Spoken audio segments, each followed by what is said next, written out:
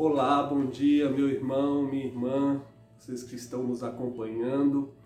Eu sou o Padre Lauro, sou padre marista, administrador paroquial aqui da paróquia Santa Cruz, Malhada, Bahia, na diocese de Caetité. Acompanho também a comunidade marista que nós temos na paróquia Nossa Senhora Mãe de Deus dos Homens em Monte Alto. E hoje nós vamos fazer uma introdução geral sobre o creio. Para começarmos, a gente tem sempre esse problema de nomenclatura, né? Aqui o mais comum, que está mais no linguajar popular, é falarmos em creio, que é a primeira palavra da profissão de fé, né? Creio. Algumas pessoas dizem creio em Deus Pai, né? Como forma para recordar que é esta oração e esta profissão. Mas vamos lembrar que na verdade são vários nomes. Aqui nós dizemos mais comumente o creio, mas tem também o credo, que é mais, vamos dizer assim, mais técnico, credo. Tem também o símbolo apostólico, o símbolo de fé, o símbolo niceno-constantinopolitano, são os símbolos. O símbolo é o que nesse sentido? O símbolo é o próprio creio. Tem também a profissão, depois a gente explica um pouco melhor isso, né? E tem também, a gente fala também profissão de fé. Então são vários nomes: creio, credo, símbolo, profissão de fé. Tudo isso para dizer uma única coisa, né? São as verdades de fé que nós professamos, onde estão contidas ali toda a verdade de fé basilar, fundamental para nós cristãos católicos, tá certo? Então essa é a introdução geral e vamos lembrar que o símbolo é uma palavra grega, né? Símbolon, que quer dizer a metade de uma peça que foi desgarrada, desprendida. Então, antigamente, no mundo grego, quando alguém saía para longe e essa pessoa ficava muito tempo longe, ela levava uma peça quebrada de algo. Quando ela voltava, aquela peça tinha que encaixar exatamente na outra parte quebrada, de modo que se torna uma união certa, verificável, ou seja, nenhuma outra peça quebrada no mundo vai ter aquele encaixe tão perfeito. Isso de modo a reconhecer que aquela parte realmente é verdadeira, é legítima. Por isso o símbolo é usado dentro da liturgia, da teologia, inclusive da filosofia também, como algo muito, muito poderoso nesse sentido. Mas quando se trata de profissão de fé, o símbolo não é tanto isso. O símbolo é mais um sentido de coletânea. Quando a gente fala símbolo de fé, a gente está falando da coletânea das verdades de fé, né? Dos itens da verdade de fé. Tá certo? Então isso é muito importante para a gente começar o nosso vídeo. Vamos lembrar que o credo, enfim, o símbolo, eles começaram a ser utilizados na igreja dentro do contexto da liturgia batismal. A gente sempre reza na missa, né? Depois da homilia, mas não foi sempre assim. Era utilizado antes muito mais dentro da liturgia do batismo. Então era quando o catecúmeno, aquele que estava se preparando para o batismo, sobretudo o catecúmeno adulto, em determinado momento do percurso dele, ele professava a fé, aquela fé que ele queria ser batizado, na qual ele queria ser batizado. E poderia ser em forma de perguntas e respostas, mas também poderia ser dessa forma como nós fazemos. Então sim, o creio ele surge a partir desse contexto, tá certo? Então vocês vão perceber inclusive que toda a estrutura do creio é baseada nisso. A estrutura do creio ela é baseada no quê? 3 partes. Creio em Deus Pai, em Jesus Cristo e no Espírito Santo. Então é a mesma fórmula batismal que nós fazemos e recebemos quando recebemos o batismo. Eu te batizo em nome do Pai, do Filho e do Espírito Santo. Tá certo? Então esse é o contexto onde o creio ele é dado dentro da igreja. Ok? É importante dizer que, por exemplo, um catecúmeno, vamos supor que um adulto de 20 anos queira ser batizado.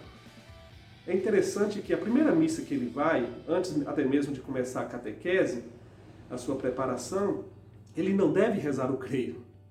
E a gente já imagina que todo mundo que está na igreja tem que rezar o creio. Não, reza o creio aquele que tem a sua fé fundada, bem alicerçada e sabe aquilo que está falando. Porque quando eu diz eu creio, todas aquelas verdades de fé, eu estou dando a minha adesão àquilo, né? Ou seja, eu acredito em tudo aquilo que eu estou dizendo, que a igreja está dizendo. Quando eu digo eu creio porque vocês creem, eu estou dando a minha adesão ao creio comum da igreja que todos rezam, tá certo? Então, só para iniciarmos, o credo, ele é dividido em 3 partes. A primeira parte diz respeito à fé no Pai. Primeiramente, a fé no Deus único, né? Depois, a fé no Pai, primeira parte, Pai Criador, em Deus Pai Criador. Depois, na segunda parte, a fé no Filho Redentor. E a terceira parte, a fé no Espírito Santo Santificador. Aí nós vamos perceber que em várias partes, em cada parte do creio, nós temos algumas coisas, algumas verdades de fé sobre isso. Tá bom? Nós temos dentro da igreja, na verdade, vários símbolos apostólicos, vários símbolos de fé, perdão. Vários. Desde o início da igreja, houve uma tentativa de sintetizar toda a nossa fé em algo que nós chamamos de símbolo de creio, e várias tentativas. Todas elas são válidas porque, embora diga de maneira diferente, elas estão falando da mesma fé. É uma forma diferente de falar do mesmo conteúdo, vamos dizer assim.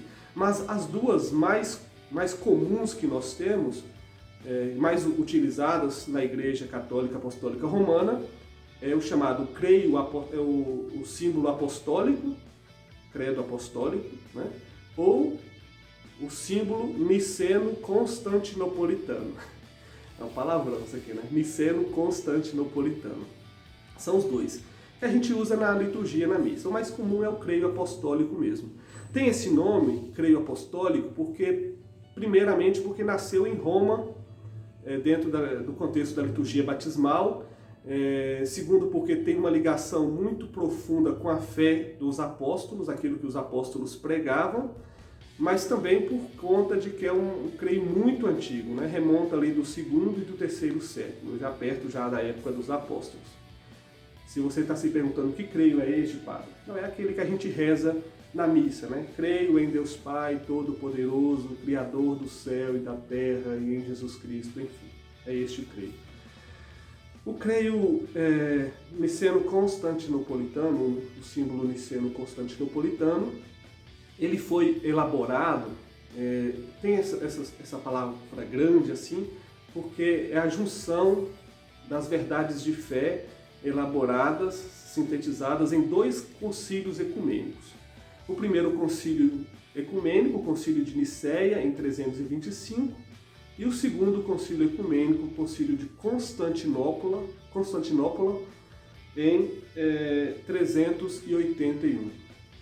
Então, sim, esses 2 grandes concílios que trabalhavam a questão da fé, a fé ainda estava sendo compreendida melhor, a junção desses 2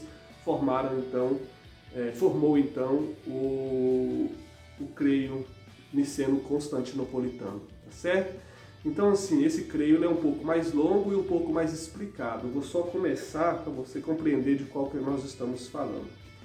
Creio em um só Deus, Pai Todo-Poderoso, Criador do céu e da terra, de todas as coisas visíveis e invisíveis, e aí por diante, né? Então esse é o creio niceno-constantinopolitano. Muito bem, meus irmãos e irmãs, essa é uma pequena introdução. Nossos vídeos seguintes nós vamos falar mais especificamente de cada item desse creio. Nós vamos partir sobretudo do creio apostólico, do símbolo apostólico, mais breve, tá certo? A partir do símbolo apostólico podemos trazer algo do símbolo niceno-constantinopolitano, tá ok?